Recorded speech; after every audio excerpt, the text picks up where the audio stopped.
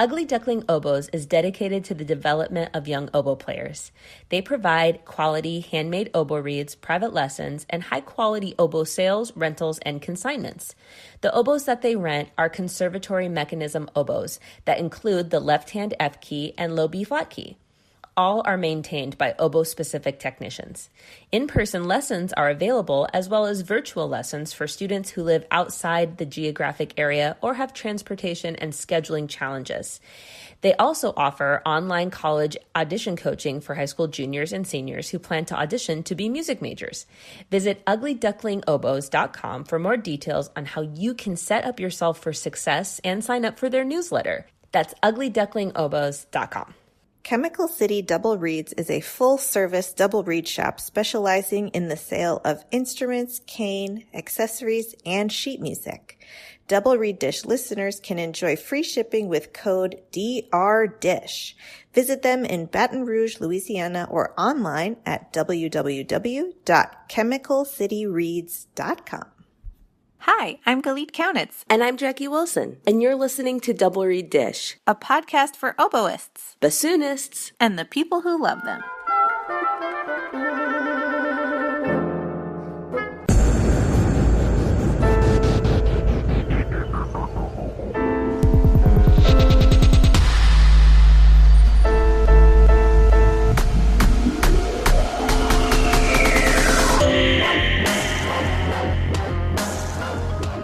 Oh, we're recording. Surprise! What were we talking about? Oh, I have something to brag about. Do it. I love a good brag. Humble brag is out. Brag is in. Well, to be fair, it does have to be preceded by a bit of a confession, which is, we are a small business. We have monetized our podcast. And yes, we are a small workforce. The business we do is relatively small, which has perhaps given me license to, in terms of our limited liability federal status, be a little lazy. As in, I just opened one and went, that's good. And we never really took it any further. I love how you're just taking on that responsibility, knowing that I won't do it. Well, part of our success is knowing each of our respective strengths and weaknesses. That's such a sweet and kind burn. But we have some projects, as we've referred to, that we want to do upcoming, which require our stuff to be together. But so that was in Missouri. I've since moved to Washington. We want to get this stuff together. And so I started researching okay, how do I actually have stuff in gear as an LLC? And this week, I successfully requested a certificate of good standing from the Secretary of State in Missouri, which I submitted to the Secretary of State of Washington when submitting our application to become a domicile, which means an LLC that once did one business in another state and now is permitted to do business in another state. Did you just see my eye glaze over? And I did it all right. We're getting our stuff in gear, and I am so proud of myself because it is overwhelming. I've watched YouTube tutorial after YouTube tutorial of finance channels being and here's how you complete this paperwork. And I'm like, everything looked like it was supposed to, and I did it. And I feel like, in Romeo and Michelle's high school reunion when they're like, do you have some sort of businesswoman special? Come again? Well, we're businesswomen. Yeah, from LA. And some places have a lunch special For businesswomen. Most of our listeners, I don't think, are going to understand that reference. Romeo and Michelle, do not walk, run. That is your homework between now and the next episode, listeners. I'm so proud of you. That's awesome. In other news, we have new merch. Another reason we should get our finances together because we're gonna have to pay taxes on this merch. It's so cute. It is t-shirts and hoodies and mugs and stickers with cartoon versions of our faces on them, a la our logo. And if you really want to be bossy, some of it has go make reads on it. So you can get a sticker so that every time you open your laptop, you're bossing someone sitting across from you to make reads. Or anytime you take a sip of coffee. Get one of those Go Make Reads t-shirts for like read class day. Yeah. Or just any day. And then your students come and knock on your office door and you just open it up and there's the message. You don't even have to have a lesson. That's the lesson. Go make read. So go buy merch. It's on doublereaddish.com. Easy peasy. It's so easy. It's so easy because it's through a third party and they handle all the shipping, all of the everything. So it's like, so it could not be easier. And we really appreciate your support in buying things with our faces on them and our tagline that we made up 5 years ago or whatever it was. In Corey Mackey's basement, we made it up. So yeah, thank you to everyone who already purchased it. There were a ton of people who already purchased stuff. If you tag us on Facebook or Instagram when you get your merch, we will repost on our social media. Yes. And in the process of getting our stuff together, I'm discovering we're actually going to have to hire a CPA for the next step in this project we have coming up. So Really? all proceeds of our new merch will go to hiring our CPA to get this project going. It's growing pains. Yes, bigger and better. Well, I'm sure Chris Wilson is very happy that we're going to hire a CPA. Oh my gosh. Yes. So far, our CPA has been Chris Wilson. Yes. Who also went to Internet U for his finance degree.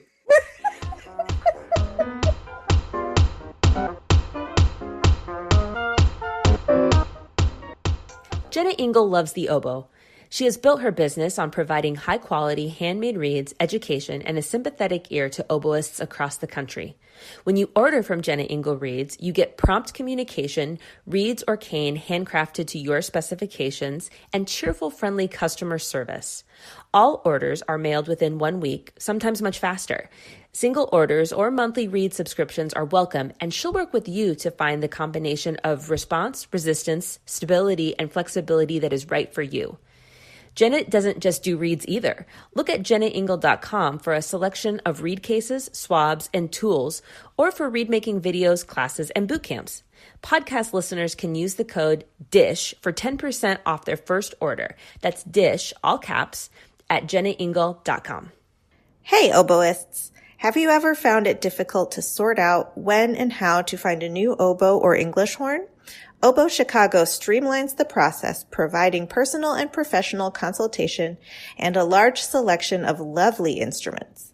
The process feels comfortable and thorough. Selection includes F. Lauret of Paris, Howarth of London, Covey oboes, and Fox products. For a current listing of Oboe Chicago's selection, please visit www.oboechicago.com. For a credit of $100 toward shipping, mention Double Reed Dish when you call or email Shauna.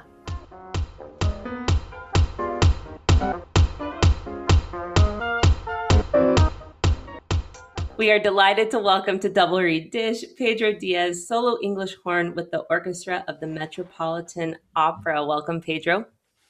Hello, thank you so much for having me again. Last time I saw you was in Florida, and that was something, wasn't it? Oh, yes. Oh, yes. That was so much fun. For those of you who were not there, Pedro did the most epic live show games with us.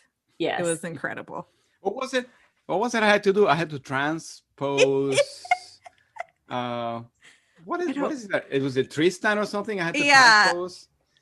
And then I had to play William Tell in one breath. In one breath. There's video. There's video evidence for that somewhere. Yes. Could you help our listeners get to know you a little better by telling them how you came to play the oboe?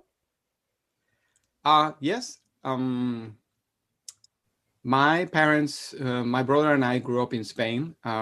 After I was 3 years old, my parents moved to Madrid. My dad was a writer, a novelist, and he had just gone back through it. He went to a literary convention in Cuba. Casa de las Americas was called, and it was for writers and poets.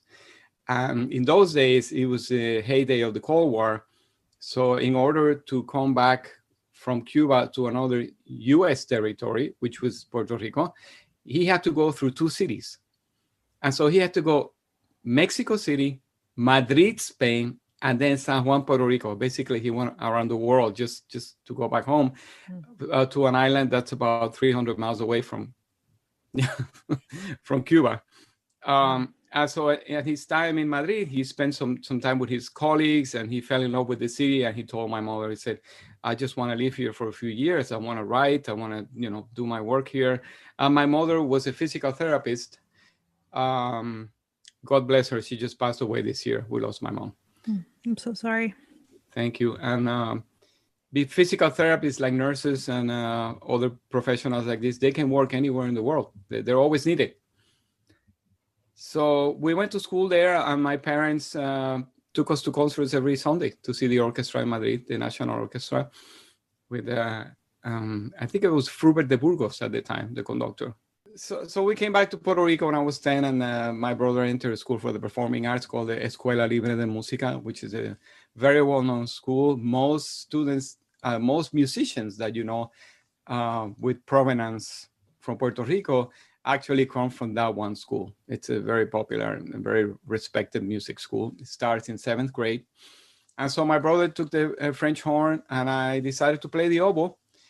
And actually, it turns out that it was my grandfather's favorite instrument. We never knew, but we inherited all this. He had passed away long, before that, but we inherited his records, his LPs, and he had a few oboe and horn records. So yeah, I wanted to play the oboe. People say, don't play the oboe. My brother said that the keys break and the reeds, and it's like, that sounds great. Let's do it. Any particular reason you chose the oboe? Did you just like the sound of it? Well, we were familiar because we went to concerts. We were familiar with the instruments, and I knew Peter on the Wolf really well. And I had trouble deciding what instrument I wanted to play, but then one night I heard a beer commercial on TV. A beer commercial? A beer commercial, yes. And it had a beautiful oboe solo in it. It was this German beer, and it had a landscape of, somewhere in the Black Forest, and it had this beautiful oboe solo. And I thought, wow, it's not making me thirsty, but it's making me thirsty to play the oboe.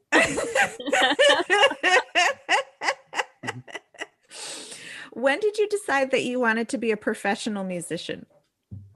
I really never decided that. It was a very long and checkered pathway. And I just, I just kept playing and try to avoid, the issues that you have when you're growing up in a difficult family situation. I played a youth orchestra. I played in school. And the great thing about orchestra for kids is that it keeps you away from the streets, and you make good friends, and you get to know some decent people and parents. So I eventually, when I was 16 years old, we had Robert Boudreau, who had this orchestra called the American Wind Symphony, and he had a barge. And most people, most musicians know this group, and they know Robert Boudreau, as it was a controversial character. He was quite the businessman and a great band leader.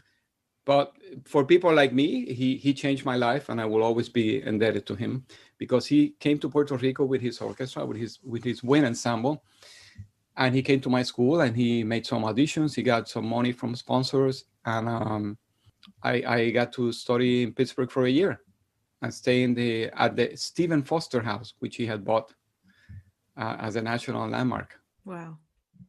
And how did you come to pursue or specialize in the English horn? What led you to emphasize on that instrument?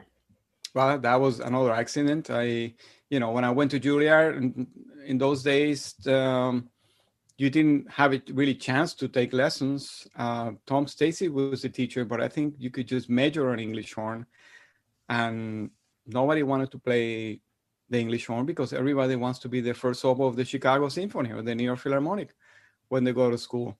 Just like every violinist wants to be a soloist and every pianist. You got to give it your best. And so English horn was kind of like punishment, or just it's a bit like traveling to the moon, It just nobody ever had a reed. You have to play the English horn with your oboe reed, or Did you do that? yeah, a couple of times. I mean, like orchestra reading. I try not to play it as much as I could. I try not to play it. But also we had some very nice students who were studying with Mr. Stacy, and they were specializing on the English horn, so they needed as much exposure to the 5 or 6 solos that are out there in the repertoire.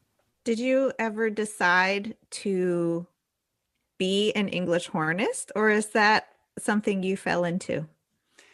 I fell into it actually. Well, after I graduated from Juilliard, I went back to Puerto Rico, and I happened to buy a used student English horn for a very suspicious origins somewhere in Eastern Europe.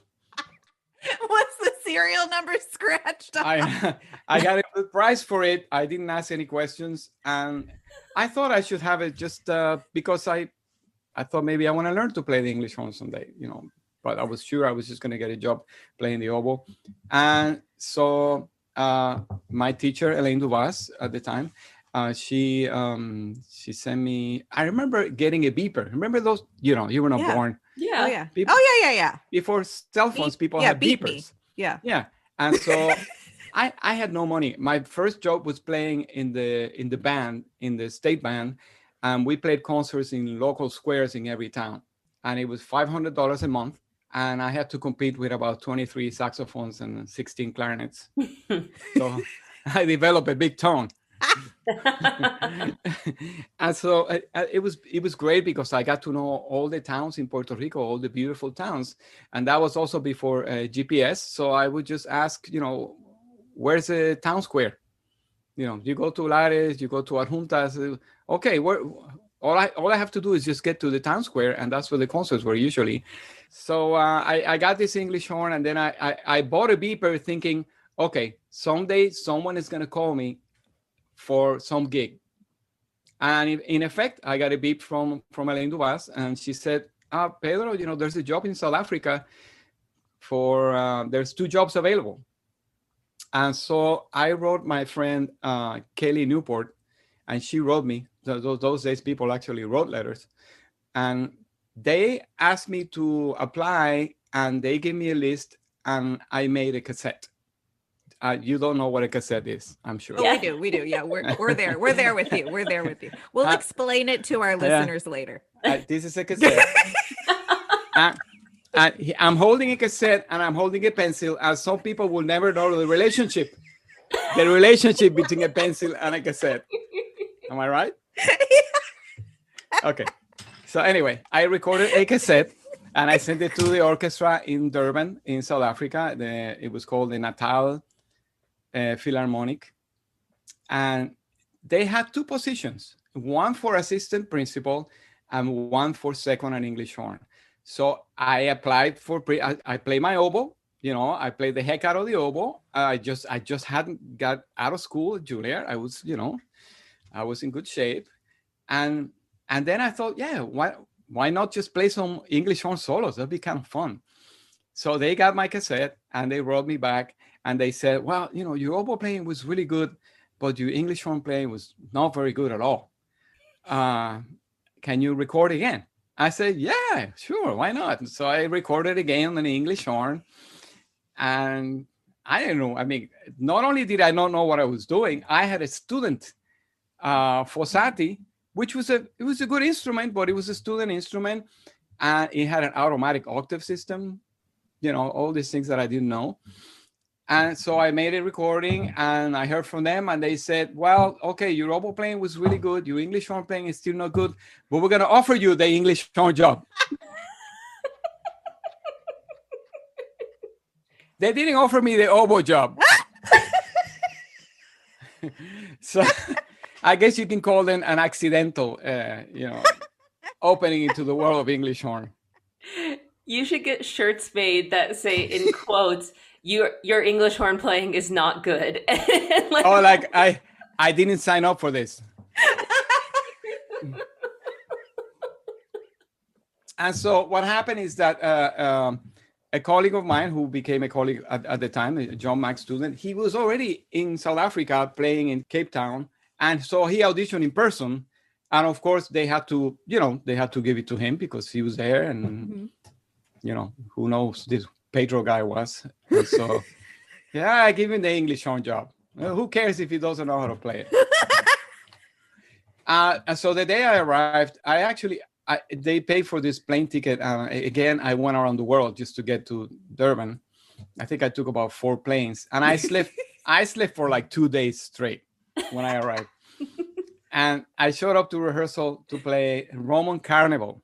Oh God! And that was something. That conductor, he'll never forget me. I'll never forget him. It was a rough landing. Yeah, very rough landing. And, trying to play that instrument, it proved to be very difficult. I had no money. You don't really make a lot of money in this orchestra. So I just plowed ahead, and I blessed my colleagues. They're saints. So you were in South Africa. Can you talk to us about kind of what happened from there? Like how long you were in that orchestra, and going from there, would you say you became an English hornist, if we're going to say it that way, doing this job and chose to go down that path, or kind of walk us down what happened in your life after that? No, there was quite a few more accidents before that. And I went back to Puerto Rico, and I was, I had nothing to do. I didn't study with the people in the orchestra, so I didn't really have a chance to sub in the orchestra. And so I got a job as a front office personnel in a hotel in the Caribe Hilton, in the Hilton Hotel. I did some other things. I did some gigs. Eventually, I got that beeper again, and I got another beep from Elaine Dubas. She takes care of her students. She really works hard to place her students always somewhere. And this time was in Mexico City, with the fabulous Bob Weiner. Bob Weiner, who teaches now in Miami. What an incredible musician he is. And he was playing first oboe in the Mexico City Philharmonic. This was at a really good time. It was, the 90s, and the economy was really good. And so I made another cassette, and I sent the cassette. This was for second oboe, no English horn. Mm-hmm. And so I sent the cassette with a bunch of excerpts. He was happy. I was happy. I quit my job at the hotel. It's funny thing is that, the hotel had an orchestra, a pickup orchestra on the weekends that would come and play traditional Puerto Rican music, but also, overtures like Poet and Peasant and stuff like that. And sometimes the musicians, people that I grew up with, they would come up to me, they would see me at the front counter, mm-hmm. wearing a tie and looking all spiffy. And they would come to me and say, Pedro, what do I have to do to get a job like that? They actually thought that was a better job. I mean, that's right. And, so I quit my job, and I went to Mexico. And it was, being in Mexico was where I've been already 2 or 3 times in my life playing. It was a wonderful, what an incredible nation, incredible people, incredible experiences. And I learned so much from Bob. And he fixed my gouging machine. Shh, don't tell anyone, because he doesn't want people to know. But he is probably one of the best with gouging machines in the world. Can I have his phone number and no, address? He's not gonna do it. I blew it. I'm gonna get a nasty letter from him. He's gonna write it on paper so I can frame it. He's an incredible musician and a fantastic repair guy with all those gouging machine things. He used to do it for, he used to do it for a living along with playing the orchestra in Oklahoma. But that orchestra in Oklahoma folded. And so the conductor at the time was Herrera de la Fuente, who was sort of the Toscanini of Mexico. And he got to live to be very old. And so he was a conductor in Oklahoma, and he brought most of the people to Mexico City, the players, the principal players. So you were playing second oboe there, no English horn? No English horn. I didn't own an English horn. But then, I did own that English horn. I was like, what happened to the Fasati? It was in hibernation. And so there was a huge market crash in Mexico in the change of presidents. They found out that the older president was lying, and he was lying about the peso. So suddenly the peso dropped dramatically. And I was poor, and everybody was poor, and everybody's credit cards just completely went crazy, the interest. And so I called my first teacher in the United States, Mr. Gorton, James Gorton from the Pittsburgh Symphony.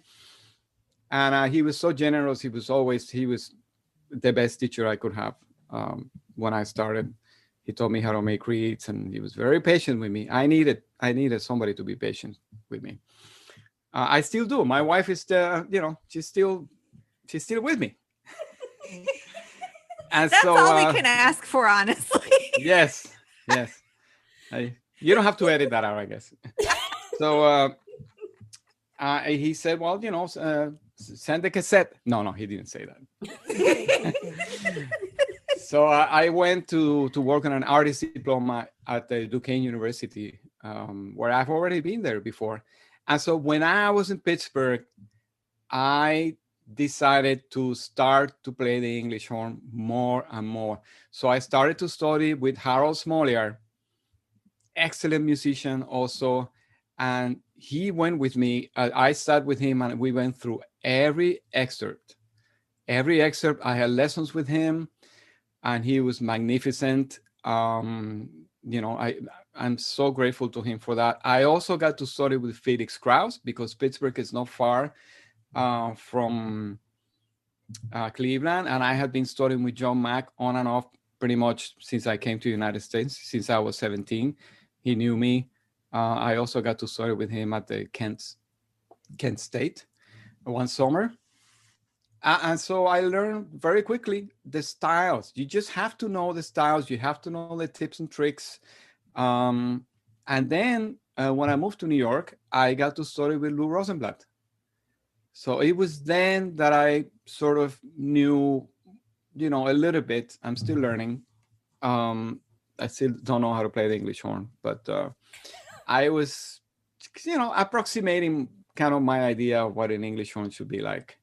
So that's when sort of I started to, and so I took some auditions. Can we hear about your experience preparing for and auditioning and winning your position in the Metropolitan Orchestra? I don't know why I can't say that today. Say it fast, really, 3 times, really fast. Metropolitan Opera Orchestra. Metropolitan Opera Orchestra. Yes. Thank you. Yeah, I actually, I've auditioned already once. I auditioned twice for the Metropolitan Opera. I auditioned first time when Robert Walters got it. And then I auditioned for principal oboe when Eugene Isotov got the job. And both times I had problems with confidence, and I had to work on my mental toughness. So, but I knew what the Met was like. I knew that hall very well, because when I was a Juilliard, we did some fake auditions. What do you call that? Mock auditions. And I knew what it sounded like. I know the sound that Elaine Duvas likes. So I tried to prepare by memory and by feel. And I was lucky enough that, again, I was in Mexico playing in the orchestra, principal oboe in Guadalajara. And I had a lot of time. I had a lot of free time. I wasn't married. I was playing in an orchestra that only had 1 concert a week, and sometimes on Sundays, but it was mostly a concert on Friday, and sometimes a concert at noon. and we rehearsed in the morning, and the rest of the day I was free. I mean, the rest of the day I was free. And so I actually moved to Guadalajara after going there back and forth as needed. I was offered the job, and I moved there in August of 2004, and the audition was going to be in February 2005. And so I had 9 months to prepare. And so I already had a blueprint of what I wanted to do, what I wanted to prepare. I knew the repertoire sort of because I've auditioned before. And I decided to run the list every day for 25 minutes. Just run the list every day. And then take separate times for practicing and separate times for read making. But every morning when I got up, I ran the list.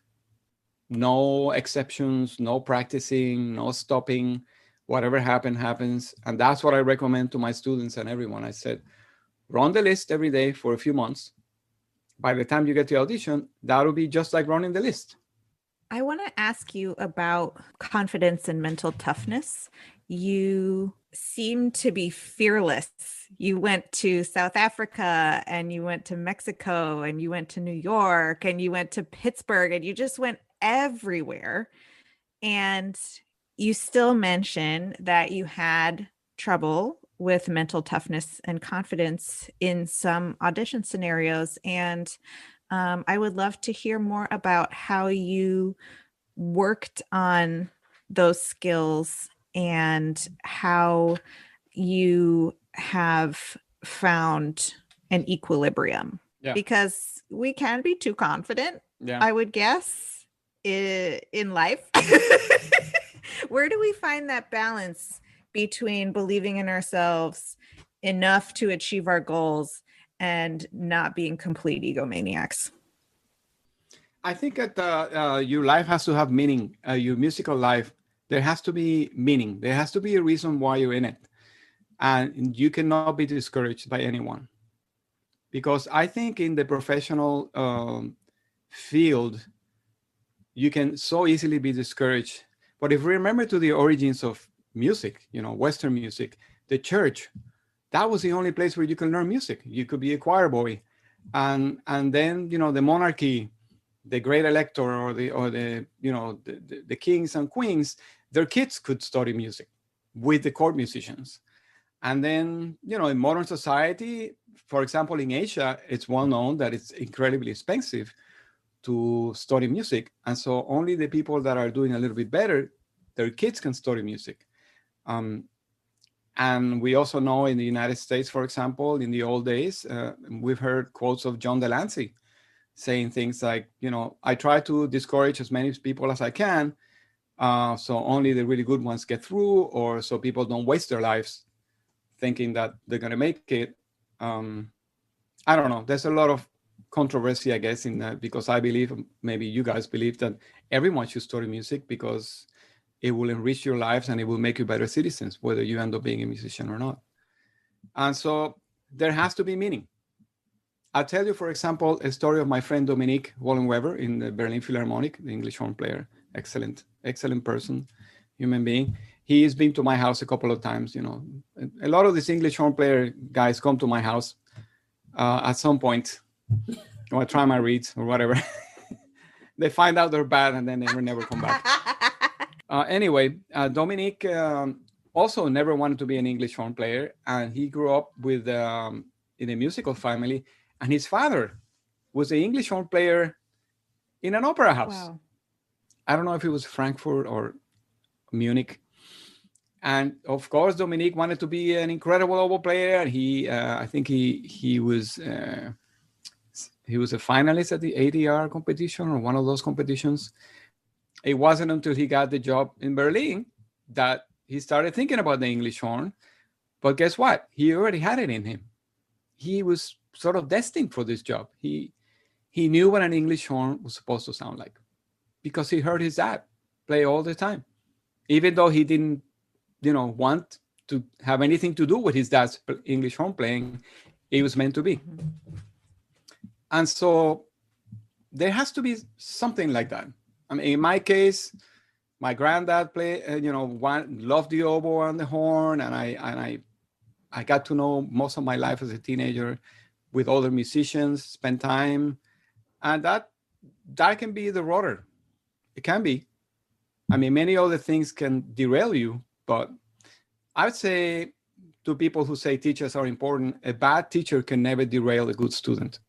But I'll tell you what I did is when I was in Guadalajara in Mexico and I was playing Principal Lobo, I came to the realization through a lot of meditation that in order to win this job in the Metropolitan Opera, because I had just met who's my wife now, and we decided that if we wanted to be together, I had to come back to New York, and I was not going to be a musician. I was going to drop the oboe. But I said, let's try something. I'll take the second oboe audition for Seattle, and I'll take the Met audition for English horn. If I don't get the English horn audition, I'll quit the oboe. That's it. I'm not going to be 40 years old and not have not be able to keep a family. I had a lot of problems, a lot of emotional problems when I was freelancing in New York because I just didn't feel like I was worthy of having a life with anyone. I couldn't barely, sustain myself as a freelancer. Wow. And, that led to a lot of problems, and I wasn't an easy person to be around. And I'm sure with my, my freelance colleagues.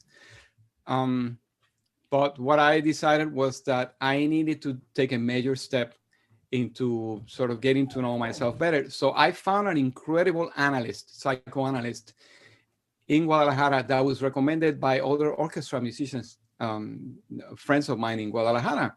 And this guy was a specialist, and he was really old school. Like, you had to sit in the divan, and he sat behind you, and he has studied in Germany with descendants of Freud. And so this guy was incredible. I mean, he wasn't one of those people who just sat and listened. He constantly attacked me.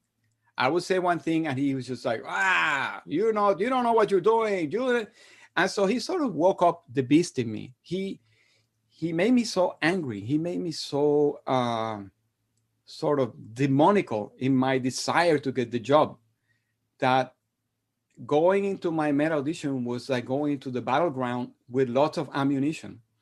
Because I look back into my life thinking all those, 35 or 45 auditions I took, I don't remember, where I would just show up and I would hear people warming up behind the door and thinking, wow, everybody here is better than me.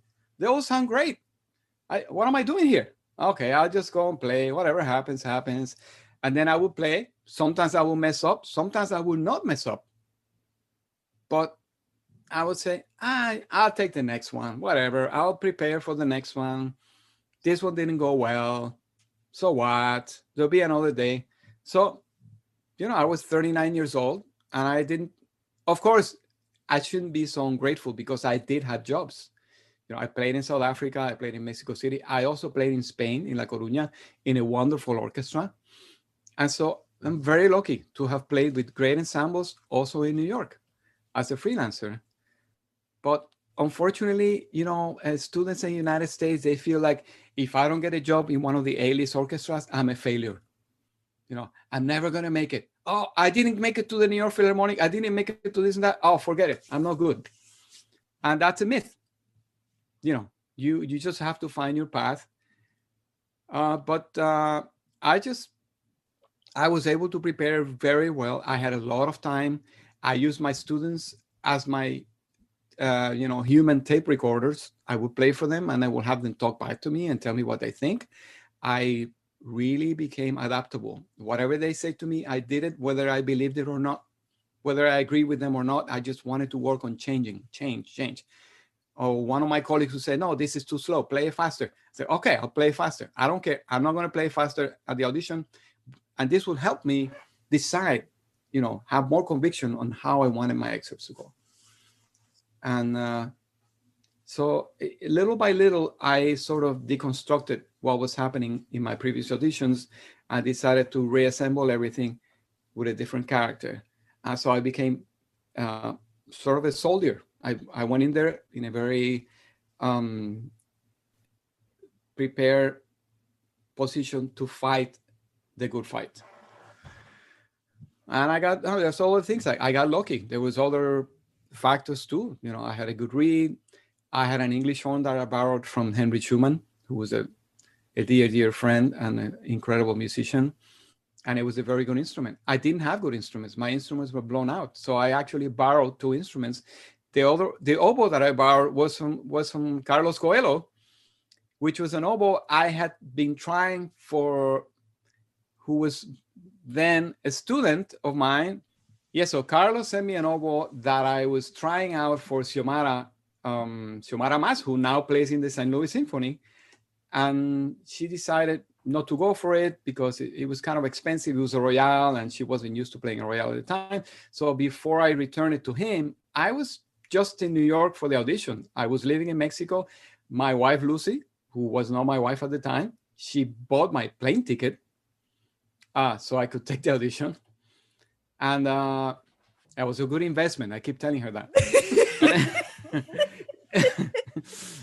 And I said to Carlos, look, Carlos, please let me borrow this instrument for the audition. I will be very nice to it. And he said, no, but I don't want you to crack it because you're going to play so much to prepare for it. And it's like, this was like 2 days before the audition. I didn't even know this instrument, but I knew it was better than mine. And I said, you know what? I'll make you a deal, Carlos. If I win the audition, I will buy the oboe.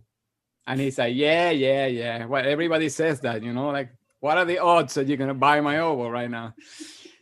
So I remember when I actually made it to the semifinals, I called him and I said, I'm just one step closer to buying your oboe. And he said, yeah, parabéns, good. And yeah, so a lot of good things. A lot of people helped me. A lot of people hurt me too. A lot of people hurt me. No, a lot of people helped me and hurt me in the right direction. And they helped me get to where I was. So you have to be grateful to your friends and to not so good friends, to your frenemies, for just steering you in the right direction, because they did you a favor. And your therapists. My therapist. It's funny because he was a difficult guy. I mean, he was great. And when I got the job in the Met, there was an article in the local paper in Guadalajara, and I just left it by his step door, because I think at the time I just got mad at him because he kept changing my appointments, constantly changing the appointments. So we kind of broke up.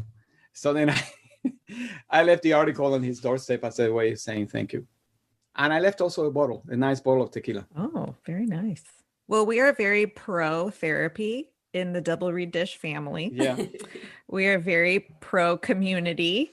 Mm-hmm. And your story really speaks to the fact that we can't do it alone. We need support, and we need guidance, and we need help, and we need love. And sometimes we need a push. And I think that's really, really powerful. Indeed. Being a musician and being a successful musician is not about playing the instrument alone. You have to, it's an Olympic event. It's like, being a black belt in judo and making it to the finals of a huge Olympic competition. You have to have that competitive edge, which I never had. I never had that. And so, of course, when I won my audition on the Met, I freaked out. I thought, Jesus, what do I do now? How am I going to do this? How am I going to... I have to do this job now. How am I going to play the English horn now? And so I still feel that way. Wow. I'm torn between continuing to go in this direction and going in another, but I'm super curious to ask you about your experience in helping Fox develop the maple English horn and the instrument that you play on now. I'd love to hear about the experience of kind of conceiving and working on that, and your choices in pursuing that. I'm a bassoonist, so maple is like old news, but I get to oboists, it's like a big deal. And that's oboists are like, what? Maple? Yes. Yeah. Well, it's a funny story because usually all my stories are funny, and I kind of was always thinking out of the box. I was thinking outside the box as an English horn player, because I felt like when I got into my job in the Met, it's a different type of playing. And our conductor at the time, James Levine, he never wanted to hear the English horn or the horns. To him, we were like the third finger of the left hand on the piano. And so I he, love that yeah, comparison. so I had to play so softly, and I was thinking, no, English horn, you got to have a big sound. Or conductors always want to hear more English horn. What do you mean? What are you saying? And so I had to become a specialist at playing really softly. And so I started having some issues with my Lorraine English horns at the time. I felt like some notes were, the low Ds were a little bit high, the low Es were gurgling. There were some issues, but most English horn players were not that picky because, they play a lot, but they play the overture and then they go home. So I was playing 4-hour operas. I was playing, 10 hours a day and teaching and cracking my English horns. So I wanted to see if more things could be done because, these makers like Lorraine and Rigotin and Marigos, they're constantly being swamped by players. Oh, can you lower this note? Can you raise that note? And if you listen to all of them, you would just go crazy. So talking to Mr. de Gordon, he would say, I don't know, people like my English horns. I don't want to change it too much. And if I do this or that, people are going to be mad at me and what. I say, okay. And so slowly but surely, he did end up making some changes. But at the time, I went to, I started to try another brand, which was a Manic brand. And so I bought some of the instruments from them. And those, of course, had some advantages, but also had other issues, mainly that were made for European scrape reeds. And so I made one trip to Martin Luther King, and I helped Ludwig Frank develop a top joint, sort of a more French style top joint. So it could be played with some long scrape reeds. Anyway, I won't get into the details, but I tried to tell both of them if they could make a maple English horn. Now, this stemmed around the idea. I had a Ludwig Frank oboe. It's a separate brand from Menig, but they're both owned partly by Ludwig Frank, the oboe maker. And I bought a beautiful maple oboe. You see them around now. A lot of people have them now, but I'm usually a first adopter. And so I bought this beautiful oboe. It was maple. It was beautiful. It was like a toy. It was gold keys and brown maple. But the problem with that instrument is that I would play for 10 minutes and it would start going out of tune. The wood was too porous. I had done some work on it, and maybe that affected the ceiling, some of the tone holes. And it was constantly changing with the weather. I just start blowing hot air on it, and the tuning would change. And so I like the idea, though, of having not only a lighter instrument, if you have to play Turandot, you have to play Tristan, you have to play a Valkyrie on an English horn. I don't like wearing attachments. I feel like they restrict me. And so I suggested to them, I also suggested to Paul Laubin to make a maple English horn, not only because it will be lighter, but also because I feel like we have to teach the new generations to start playing instruments that are made out of different woods that are renewable. Because I hear that the Asian market is overpopulating the countries like Mozambique and other countries in Africa that produce grenadilla wood. I may be wrong, but I hear that a lot of trees are being cut down before they should be. I think these trees have to be like 60 years old before they get chopped down. And a lot of companies are making student instruments, wasting all this wood. I mean, not that student instruments are not. No, but it's a really valid point. Yeah, so I feel like we could make student instruments or even professional instruments of different materials. I mean, we have Buffet. They started their green line a long time ago. And so I thought if we make an English horn out of maple and we can make it work, it would be great. We could be green too. And so at the time I started to work with Tony Starkey and Sarah Thalen from Fox. We were working on their oboes. I was helping them sort of market and develop a professional line of instruments. And I mean, they did all of the work, but I worked a little bit with them on the logistics, and I started playing their oboe, and I really liked it. And word of mouth, I spoke a lot about it as much as I could, teaching and giving master classes.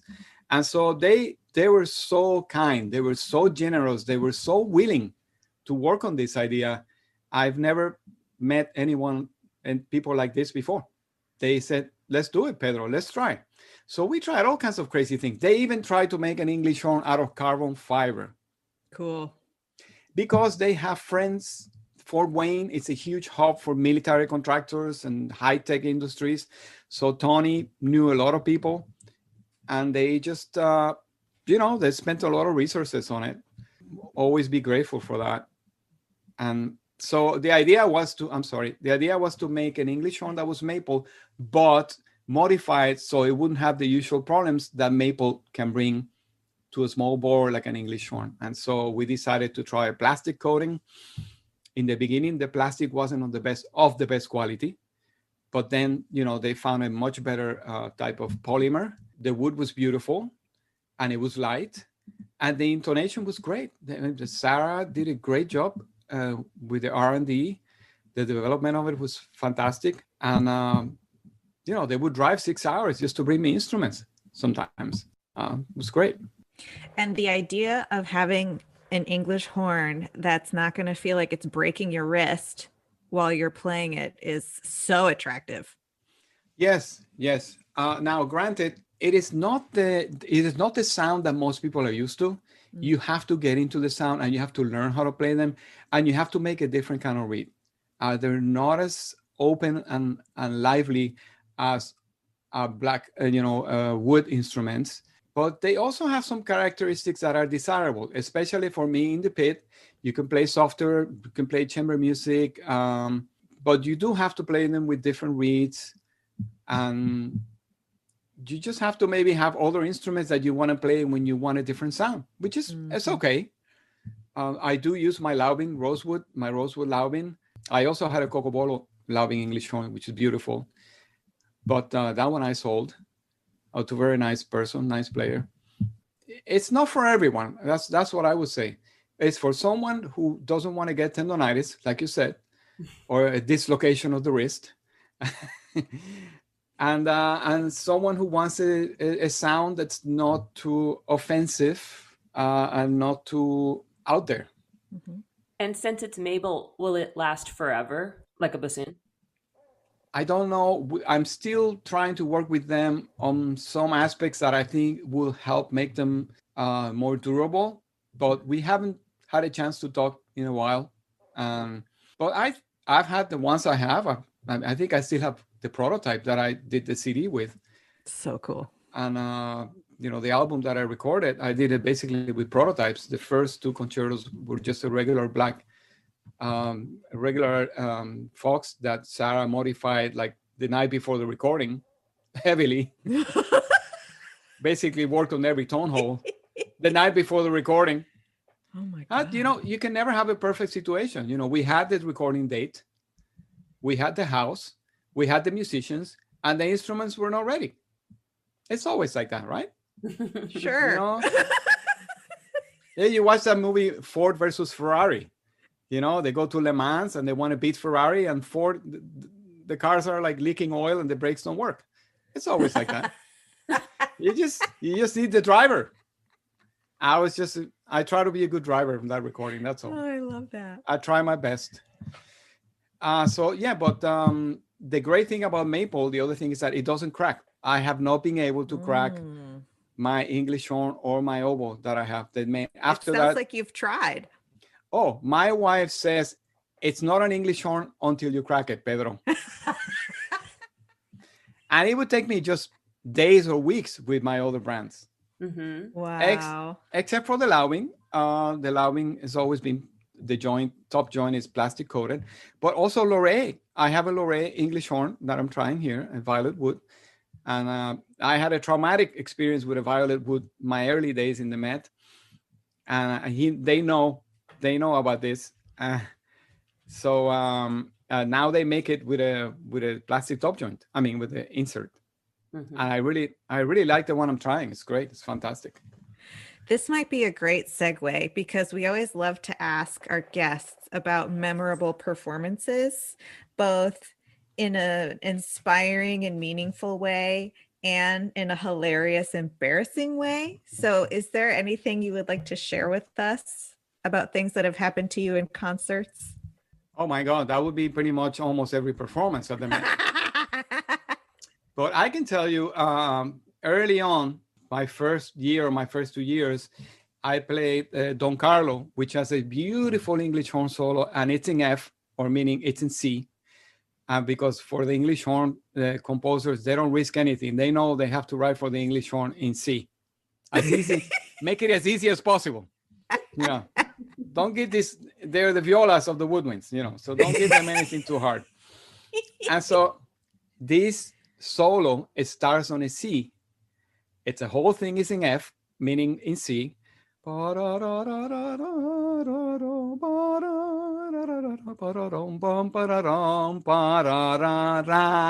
it starts on a C, goes to a high C, ends on a C. I got water. Well, my water broke in the sea. And so I played this. It was on the radio too.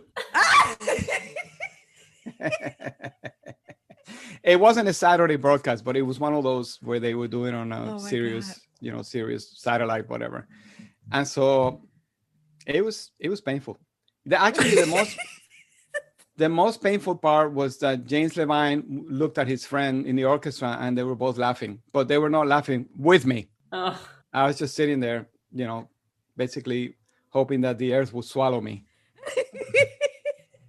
Oh, that's horrendous. Yeah. Oh my goodness. It was like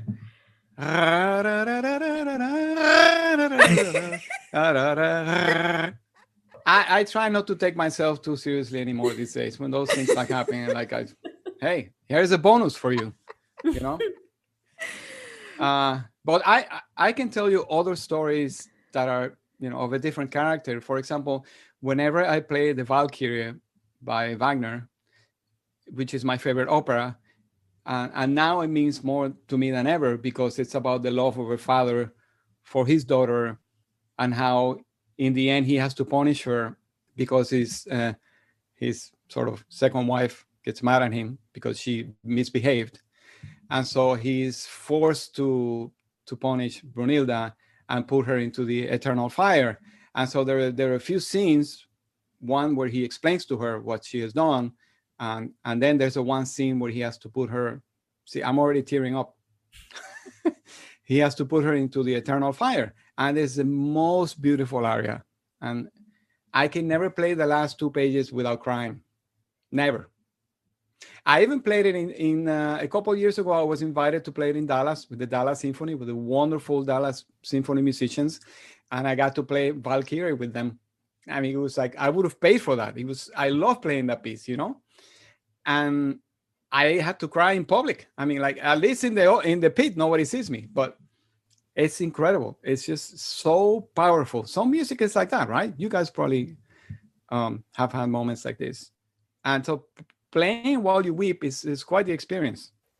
Pedro, thank you so much for joining us today. What an awesome chat. This was so cool to learn more about you and what you do. Thank you so much for joining us today. Thank you. I always love talking to you guys. I hope that we get out of this situation. I hope that all the oboe players out there are safe and that we all find our paths back to where we were before this happened. Or maybe somewhere better. Yes.